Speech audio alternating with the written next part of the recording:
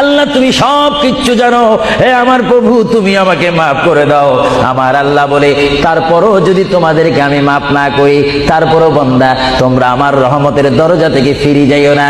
আমি তোমাদেরকে হুকুম দিচ্ছি, ওয়ালাউ আন্নাহুম ইয যালামু আনফুসাহুম জাউকা, বান্দারে যদি গুনাহ করে ফেলো আমার রহমত থেকে মুখ ফিরে তুমি চলে যাইও না।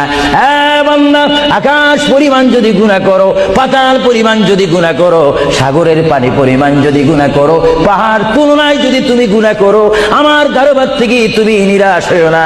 বান্দা, আমি তোমাকে একটি রাস্তা পাঠাই দিচ্ছি, একটি পথ তোমাকে আমি দেখাই দিচ্ছি। সেই পথটি কোন পথ তোমরা জানো?